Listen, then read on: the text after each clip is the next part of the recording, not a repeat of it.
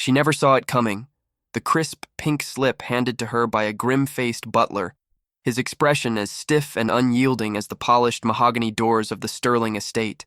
12 other women had stood in this exact spot, their faces etched with a mix of frustration and bewilderment, all summarily dismissed by the same unlikely duo, a 10-year-old boy named Leo and his fluffy white Persian cat, Mittens. Martha, her name stitched neatly onto her apron, had merely forgotten to close the window in the East Wing study, allowing a gust of wind to scatter a few ancient, seemingly unimportant blueprints across the floor. For this, she was out. The opulent world of the Sterling family, one of old money and quiet power, seemed to run on an entirely different set of rules, dictated by the inscrutable whims of its youngest heir.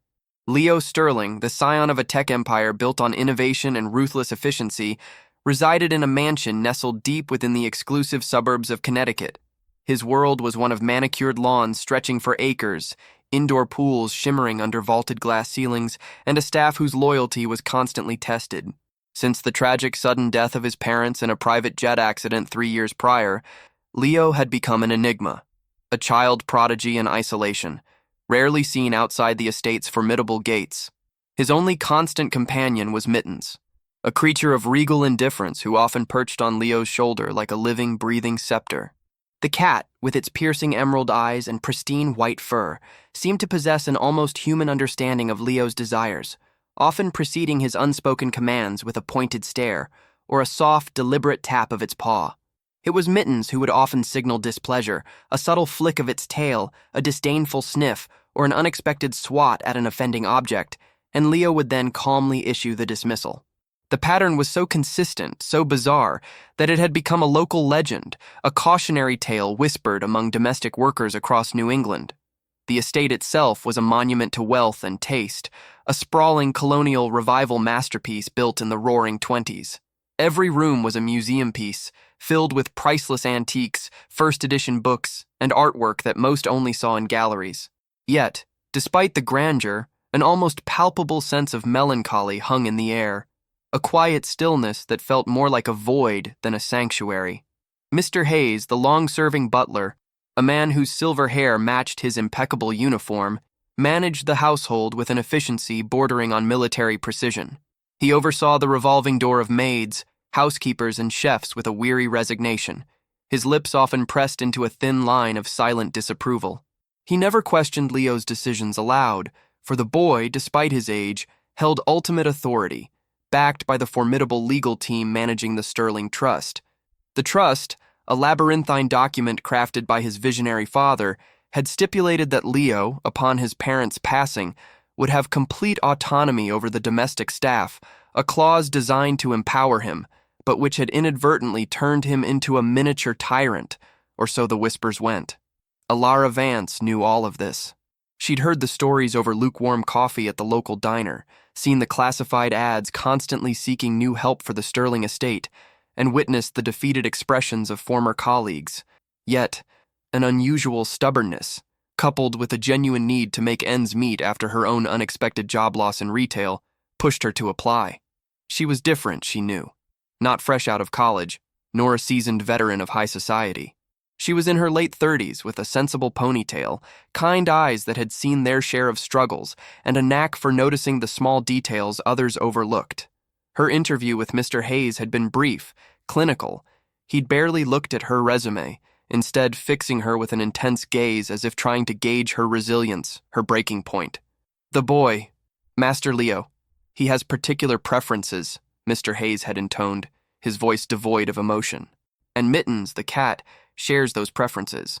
Elara had simply nodded, a quiet determination settling in her chest. She wasn't seeking fame or fortune, just a steady job and a chance to prove she wasn't easily deterred. Her first day began like any other maid's, with a brisk tour of the estate and a list of duties that seemed to stretch into infinity. The other staff, a skeleton crew of specialists who had managed to endure Leo's reign, kept their distance, offering polite but guarded pleasantries. They moved through the mansion like ghosts, their movements hushed, their expressions carefully neutral. Elara noticed the subtle cues, the way the kitchen staff automatically steered clear of any dairy products Leo might encounter, the specific brand of unscented detergent used for his linens, the precise temperature his breakfast cereal was served. It was a finely tuned machine running on fear and anticipation. Leo himself was a specter, glimpsed only occasionally. He would appear in the grand hall, a slender figure in perfectly tailored clothes, his dark hair falling across intense, observant eyes.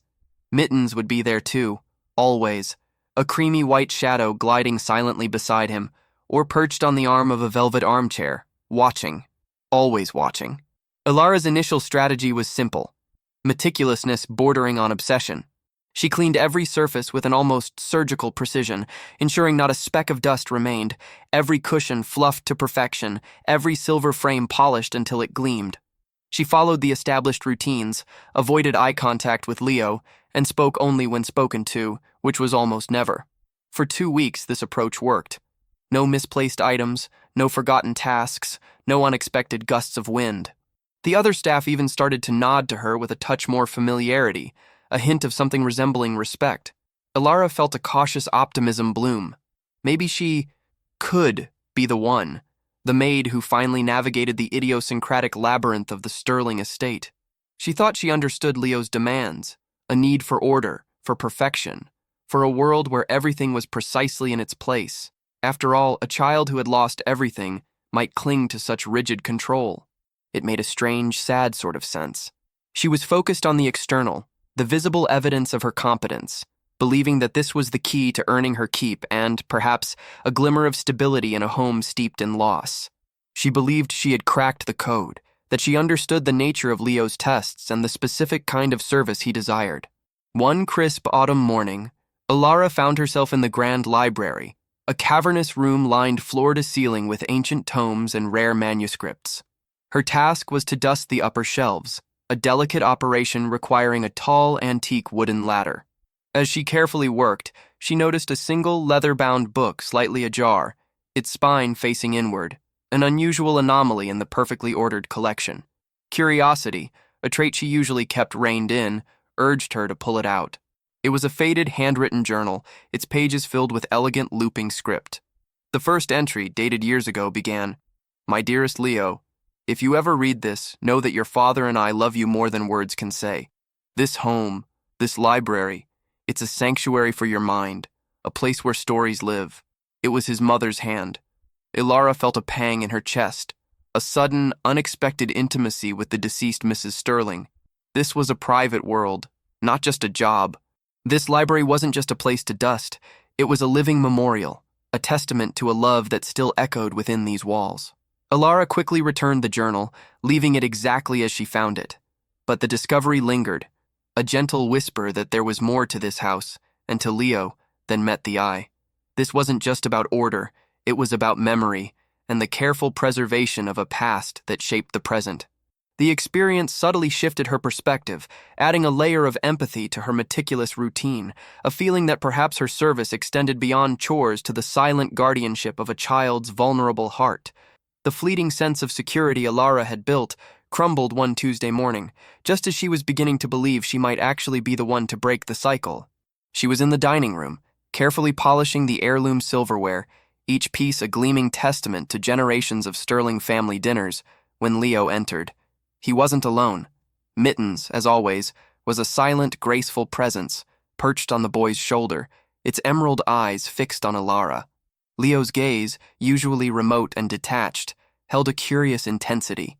He walked to the grand mahogany table, ran a gloved finger along its edge, a ritualistic inspection she had observed many times, and then with a swift, deliberate movement, knocked over a small, intricately carved porcelain figurine she had just dusted. It shattered on the polished marble floor, scattering iridescent shards like frozen tears. Mittens, instead of reacting with its usual aloofness, let out a soft, almost imperceptible hiss. Elara's heart sank. She knew this was it. The game was over. She had failed the test, though she couldn't fathom how. Was it a test of her reaction, her patience, her composure, or simply a capricious act? Mr. Hayes appeared as if summoned by the sound, his face grim. "Master Leo, is there a problem?" he inquired, his voice low, betraying nothing. Leo looked at the butler, then back at Elara, his young face unreadable. "She missed it," he stated simply, his voice a quiet, unsettling monotone. She always misses it. Mittens let out another soft hiss, confirming the verdict. The it was vague, undefined, yet carried the weight of a final judgment. Elara looked at the broken figurine, then around the perfectly spotless room. What had she missed? Every detail had been attended to, every surface polished. Had she failed to notice a hidden flaw in the porcelain, a specific angle of light? The ambiguity of his accusation was more unsettling than any direct fault. As Mr. Hayes began his standard dismissal speech, his words falling like a death knell on Elara's hopes, something shifted within her. Instead of accepting her fate, a stubborn refusal flared. "What did I miss, Leo?" she asked, her voice calm, direct, cutting through Mr. Hayes's practiced formality. Her gaze met his, not with deference or fear, but with genuine curiosity. It was an unprecedented challenge to his authority, a break from the expected meek acceptance. Leo, startled by her directness, flinched almost imperceptibly. Mittens, for the first time, turned its head, no longer focused solely on Elara, but on the boy himself, its tail flicking with a curious agitation. "The dust," Leo finally said, his voice barely above a whisper. "On the inside of the drawer, where Mother kept her sketching pencils." He pointed to a small, barely noticeable drawer on the underside of the table, usually locked, but now slightly ajar. Elara hadn't been given the key for that particular drawer. The accusation was impossible, yet his conviction was unwavering. It was a detail so specific, so deeply personal to his mother, that it couldn't be a mere test of cleaning. It was something else entirely. A memory flashed through Elara's mind. Martha, the maid before her, dismissed for leaving a window open. Another, dismissed for replacing a specific brand of tea with a similar, but not identical one. It wasn't about flaws in cleaning. It was about disrupting a perceived order, about failing to maintain a precise, almost sacred replication of his parents' world. Leo wasn't looking for a maid. He was looking for a custodian of memory. "You're not firing me for dust," Elara stated, her voice quiet but firm, bypassing Mr. Hayes's stunned silence. "You're firing me because I haven't figured out how to keep your parents alive for you." The words hung in the air, heavy with unspoken truth. Leo's face for the first time crumpled. Mittens jumped from his shoulder, rubbing its head against Elara's leg, a gesture of unexpected affection. This cat, so often an instrument of dismissal, now seemed to be offering comfort. It was then that Elara realized the incidents weren't random, capricious acts of a spoiled child, but meticulously constructed tests. Tests not of cleaning prowess, but of something far deeper: empathy, understanding, and the ability to see past the gilded cage to the grieving child within. The it was not a tangible mistake, but a failure to grasp the profound emptiness that Leo was trying to fill, a desperation to preserve the fragments of a life shattered too soon. Elara didn't back down. Instead of retreating, she knelt beside the shattered porcelain, picking up a shard, her gaze still fixed on Leo. "What was this figurine for?" she asked gently, ignoring Mr. Hayes's sputtering attempts to interject. Leo hesitated, then pointed to an almost imperceptible etching on the base of the broken piece. "My mother, she painted this. She said it reminded her of a snow globe in a little shop in Vermont we visited every Christmas. It was supposed to go on her writing desk by the window so the light would catch it." His voice was soft, laced with a vulnerability Elara hadn't witnessed before. "She always wanted it to be there, but it's never there. Maids always move it or break it." The truth began to coalesce in Elara's mind, sharp and clear like the shards in her hand. The drawer with the sketching pencils, the brand of tea, the open window. These weren't simply errors in service. They were disruptions to a meticulously constructed, fragile ecosystem of memory. Each firing wasn't an act of cruelty, but a desperate cry from a child unable to articulate his grief, his yearning for the past. The maids had been dismissed not for their incompetence, but for failing Leo's unspoken test, to see beyond the opulence, beyond the rigid instructions, to the profound emptiness his parents had left behind. They had failed to understand that he wasn't trying to keep his house clean. He was trying to keep his parents alive, piece by painstaking piece within its walls. The it he kept referring to was the invisible thread connecting his present to his past, a thread that only those who truly saw him could hope to discern. Elara felt a wave of empathy, not just for the vulnerable child before her, but for all the previous maids who had been equally blind, equally lost in the gilded maze of the Sterling estate.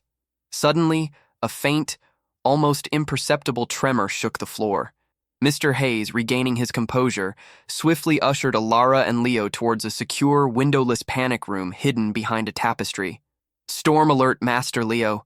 A severe one is approaching. We must take shelter immediately." Inside the dimly lit room, with the distant rumble of thunder growing louder, Leo curled up on a plush velvet bench, drawing mittens close. He was shaking, not just from the cold, but from something deeper. Elara sat opposite him, careful to maintain a respectful distance. As the storm raged outside, mirroring the turmoil within the house, Elara noticed a small, exquisitely carved wooden box tucked into a shadowy corner. It was old, worn, with intricate details of miniature trees and tiny, almost imperceptible squirrels. She gently picked it up. "What's this, Leo?" she asked, her voice soft, barely audible above the howling wind. Leo's eyes, usually so guarded, widened slightly. "It was my father's," he whispered. "He kept his fishing lures in it. He said it smelled like the woods where we used to go camping." Elara carefully opened the box. Instead of fishing lures, she found a collection of old, faded photographs. One showed a beaming Mr. Sterling, a younger version of the stern man Elara knew only from portraits, holding a tiny, smiling Leo on his shoulders. Another was of Mrs. Sterling, her eyes twinkling, sitting beside a much smaller Mittens, then a fluffy kitten on a picnic blanket, surrounded by an explosion of autumn leaves. But it was a third photo that truly caught Elara's attention. A young Leo, no older than 5, clutching the very same porcelain figurine that had just shattered, his parents proudly flanking him. On the back, in a childlike scrawl, it read, "My first art piece for Mom and Dad. Leo, Christmas XX." Elara looked at Leo, then at the photo, the pieces of the puzzle falling into place. The figurine wasn't just his mother's, it was his gift, a tangible piece of his innocent childhood, and its meticulous placement was a way of honoring both his creation and his parents' love.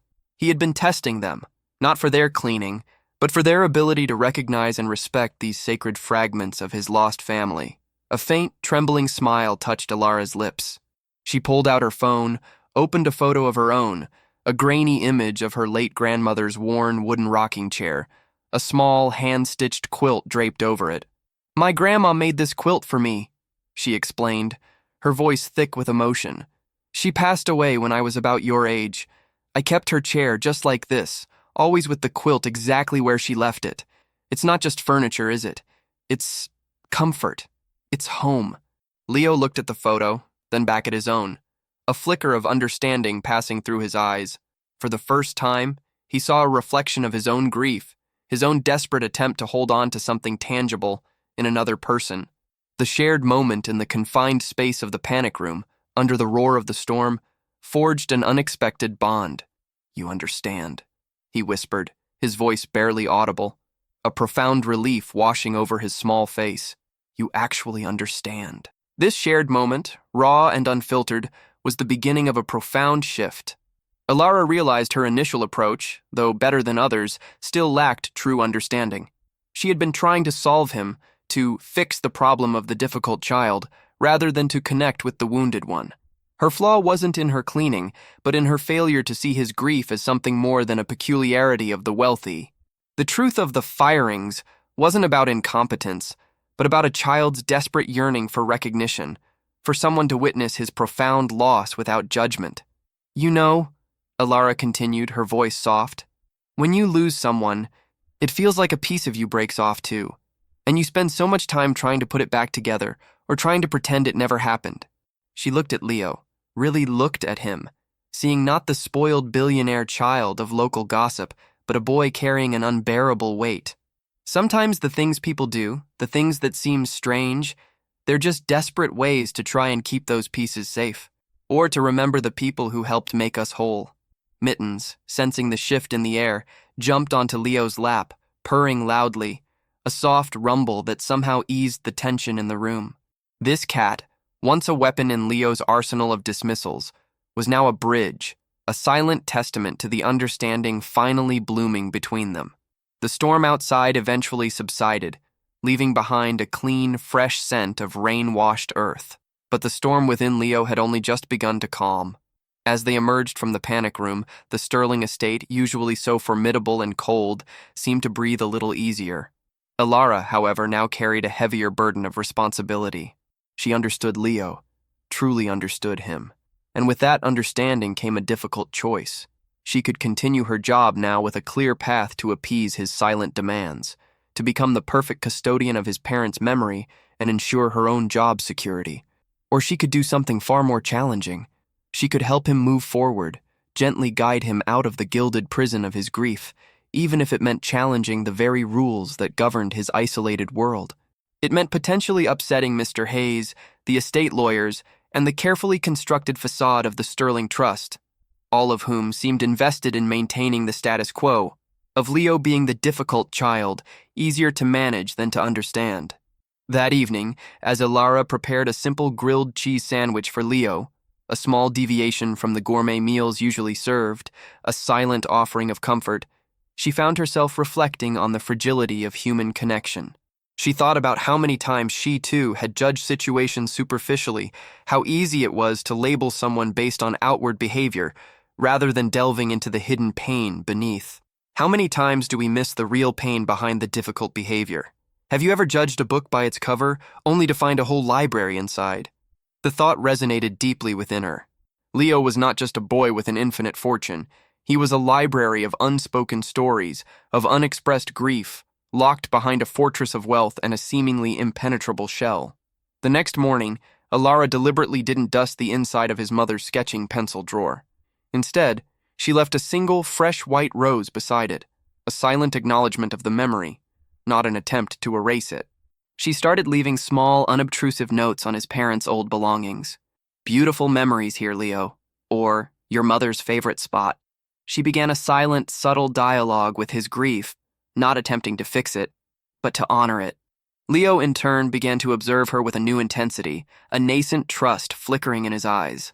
He didn't fire her. He didn't even mention the dust in the drawer. Instead, he started leaving small things for her. A perfect, unblemished apple from the orchard, a newly sharpened pencil, a picture he had drawn of Mittens curled up on a cloud. These were his own unspoken acknowledgments, his way of reciprocating the understanding she had offered. The real test came a few weeks later. Elara was assigned to organize the formal dining room for an upcoming board meeting, a rare occasion when the Sterling estate would host outsiders. As she meticulously arranged the place settings, Leo appeared, Mittens on his shoulder. He pointed to a crystal decanter, gleaming under the chandeliers. "That's not where it goes," he stated, his voice flat, echoing his earlier pronouncements. "My father always kept it on the side table, next to the portrait of my grandfather. Always." It was a classic trap, a subtle deviation from the expected order, designed to gauge her adherence to his parents' routines. But Elara knew better this time. "You're right, Leo," she said, looking him directly in the eye, her voice calm. "Your father did keep it there, and it's a beautiful place for it. But for this meeting, with all these important people coming, maybe we could let it shine here, in the center. It would make the room feel grand, and everyone would see its beauty." She wasn't challenging his memory. She was offering a new perspective, a way to move forward while still honoring the past. Leo's eyes searched hers, a flicker of doubt, then something else, a nascent curiosity. He looked at the decanter, then to the side table, then back to Elara. Mittens, perched on his shoulder, remained unusually still, its gaze fixed intently on Elara, almost as if awaiting her next move. The air was thick with expectation. For a long moment, Leo said nothing, the silent tension building. Then, a slow, almost imperceptible nod. "Okay," he whispered, "just for the meeting. But after, it goes back." It was a concession, a small step, but a monumental leap in their unspoken language. Elara smiled, a genuine, heartfelt smile that reached her eyes. "Absolutely, Leo. After the meeting, it goes right back." She had not only understood his need to preserve the past, but had also offered him a gentle bridge to the present, a space where new memories could coexist with old ones. She wasn't just working in his house. She was helping him rebuild his world, one small, understood gesture at a time. The real challenge, she knew, would be to guide him towards a future where he wasn't merely a custodian of memory, but an architect of his own happiness, capable of living beyond the confines of his opulent yet lonely inheritance. The next few months brought about a subtle yet profound transformation within the Sterling estate. Elara didn't suddenly become Leo's best friend or confidant in the traditional sense, but she became a quiet, unwavering presence, an anchor in his storm-tossed world. She learned the unspoken language of the house, understanding that a misplaced book wasn't a mistake, but a hidden message, a longing for a specific story his mother used to read. She discovered that Mitten's firings were often triggered by a maid's loud laughter, a casual disregard for the silence Leo preserved as a memorial to his parents' hushed footsteps. Elara understood that these were not the actions of a spoiled child, but the desperate protective instincts of a boy who had lost everything, trying to preserve the last vestiges of a cherished past. She made sure his mother's favorite scent, a faint hint of lavender, subtly permeated his private study, not through artificial air fresheners, but by placing small sachets of dried lavender from the estate's own garden. Her empathy extended beyond mere service. One afternoon, she found Leo sketching alone in the sunroom, a rare moment of unguarded creativity. He was drawing a detailed, almost architectural blueprint of a treehouse, far more complex than any child's typical drawing. Elara noticed the date scrawled at the bottom. It was his father's birthday. "That's an incredible treehouse, Leo," she commented softly, approaching him. "Did your dad like to build things?" Leo looked up, his eyes a little moist. "He promised we'd build one, a huge one, with a secret slide and a telescope. We even drew up plans together years ago." He gestured to the elaborate blueprint. "But we never got to it." Elara sat down beside him, looking at the drawing. "It's never too late to finish a promise, Leo," she said, a gentle encouragement in her voice. "Maybe not the exact same treehouse, but a new one, honoring his memory and your dream. This wasn't a maid's duty. It was the offering of a connection, an understanding that transcended their roles." A few weeks later, Elara, with the tacit approval of a now less skeptical Mr. Hayes, organized a small team to begin clearing a spot in the largest oak tree on the estate grounds, the very tree Leo's father had marked for their future project. She didn't announce it, didn't make a big show of it. She simply started, knowing Leo would notice. And he did. He observed from his window, a flicker of bewildered hope in his eyes. Slowly, tentatively, he began to join the small team, offering suggestions, marking measurements, his hands, once reserved for drawing, now calloused from handling wood. It wasn't the exact treehouse from his father's blueprint, but a new design, incorporating elements of both his childhood dream and his growing understanding of the present. Mittens, a constant shadow, would watch from a nearby branch, occasionally purring with what seemed like approval. This act of building wasn't just a project, it was a tangible step towards healing, a physical manifestation of moving forward while carrying the past with love, not burden. The estate lawyers, Mrs. Albright and Mr. Henderson, occasionally visited, their faces a mixture of professional courtesy and barely concealed suspicion. They observed Elara's growing influence with a cautious eye. They were the architects of the Sterling Trust, meticulous guardians of Leo's vast inheritance, ensuring every penny was accounted for. They had long attributed Leo's behavior to the trauma of his parents' death and the isolating effects of his wealth, seeing his firings as a manifestation of a difficult phase.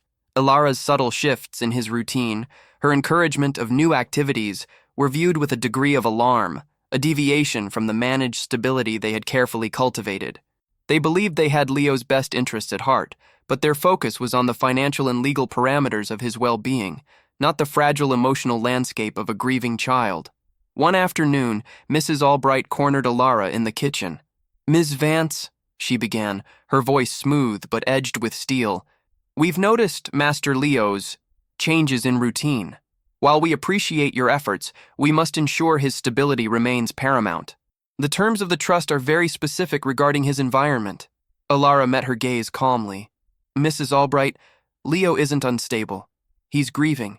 And sometimes, grief needs to build, not just preserve." The lawyer's lips tightened. "Building can be disruptive. His parents meticulously designed this home, this life for him.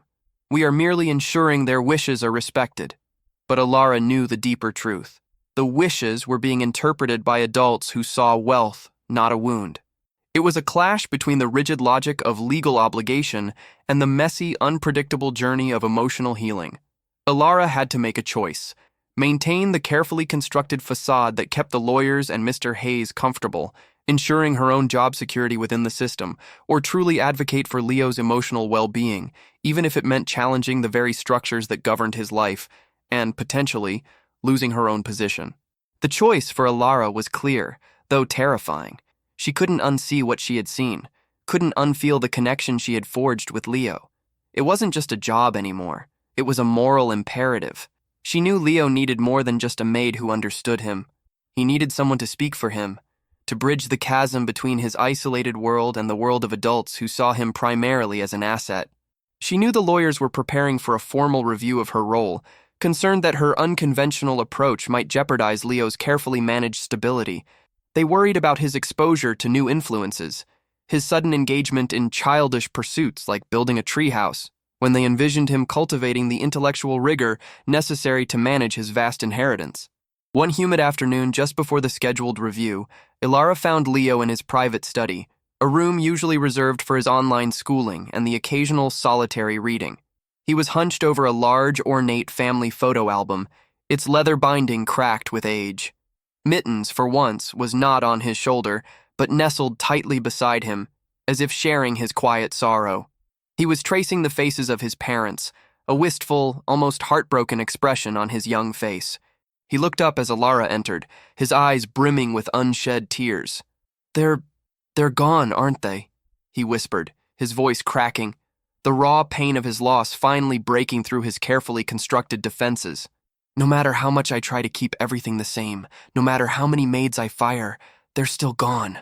He reached out, clutching Elara's hand, a desperate plea for comfort. This was the moment, the raw emotional climax Elara had been waiting for and dreading. His years of stoicism, of using mittens and the house rules as a shield, had finally crumbled. He wasn't just sad, he was shattered.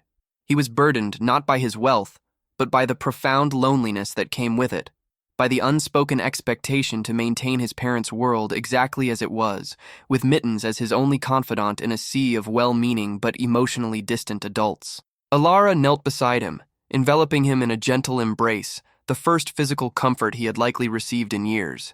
"They are, Leo," she whispered, her voice thick with her own empathy. "And that's the hardest part of all. But just because they're gone doesn't mean the love is gone. It just changes where it lives." She pulled back slightly, looking into his eyes. "It lives in you, Leo, in everything you do, everything you remember, and it lives in the memories you make now, the new ones."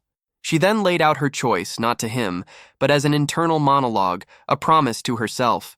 She would speak to the lawyers, not just about her performance, but about Leo's emotional health, about the need for him to heal, to live, not just to preserve.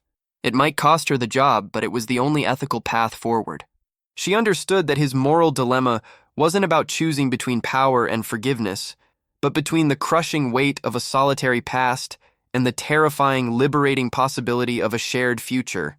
Her own dilemma was whether to prioritize a well-paying, stable job, maintaining the status quo, or to fight for the emotional truth of a child, even if it meant disrupting a powerful, entrenched system. Her heart, not her logic, made the decision. She would fight for Leo's right to grieve, to build, to simply be a child. The next morning, Elara walked into the grand library where Mrs. Albright and Mr. Henderson, flanked by a stern-faced Mr. Hayes, awaited her. The atmosphere was cold, formal, designed to intimidate. "Ms. Vance," Mrs. Albright began, "we need to discuss your recent performance and your unusual methods. Master Leo's routine has been altered. We have concerns." Elara held her gaze unwavering. "My methods are designed to help Leo, not just maintain the house," she stated, her voice clear and steady. "He is not a collection of assets to be managed. He is a child in pain. He needs to grieve, to build, to live a life that honors his parents' memory, not just freezes it in time." She then recounted the story of the broken figurine, the treehouse plans, the hidden journal entries, explaining Leo's firings, not as malice, but as desperate attempts to preserve a fragile past, to be seen. She spoke of the weight of his inherited fortune, not as a privilege, but as a gilded cage, trapping him in perpetual isolation. As she spoke, Leo himself appeared in the doorway, Mittens at his heels. He stood there, a small, defiant figure, listening. When Elara finished, he stepped forward, his voice, though soft, carrying an unexpected authority. "Elara is right," he said, looking at Mrs. Albright, then Mr. Henderson. "You don't understand. You just want me to be quiet and perfect. But she sees me." Mittens, sensing the tension, rubbed against his leg, a silent support. The lawyers exchanged uneasy glances. Mr. Hayes, usually stoic, looked at Leo with a flicker of something akin to admiration. It was a profound reversal of roles. The child, empowered by genuine understanding, finally confronting the adults who thought they knew best. Elara's decision had ignited a spark in Leo. He had broken free from his silence, and in doing so, had forced the adults around him to confront a truth they had long ignored. The Sterling estate, once a mausoleum of memory, slowly began to transform. The treehouse, under Leo's enthusiastic direction and Elara's steadfast support, began to take shape, a testament to both past promises and future dreams. Mittens, no longer just a companion for dismissing staff, became a symbol of comfort and a bridge to connection, often found curled up on Elara's lap as she quietly read to Leo in the evenings. The lawyers, faced with Leo's unexpected articulation of his needs, were forced to reevaluate their rigid stance. They didn't fully understand, perhaps never would, the emotional landscape Elara had navigated, but they recognized the positive changes in Leo. Elara wasn't fired. Instead, her role subtly shifted. She was no longer just a maid. She was a guardian, a quiet advocate for Leo's emotional well-being, an unexpected architect of his healing. The grand Sterling estate still stood, imposing and vast, a symbol of immense wealth. But within its walls, a profound, quiet shift had occurred. Leo, still a billionaire, was no longer hidden behind his fortune or the formidable presence of Mittens. He was slowly, tentatively, beginning to emerge, to live, to grieve, and to hope. His laughter, once a faint echo from a distant past, occasionally mingled with the soft purr of his beloved cat, weaving a new tapestry of sound into the silent grandeur of the mansion. The fortune was still there, vast and untouched, meticulously managed by the Sterling Trust, but something far more valuable had finally found its way home. What do you think is harder, to live with too little or with a fortune that traps you in silence?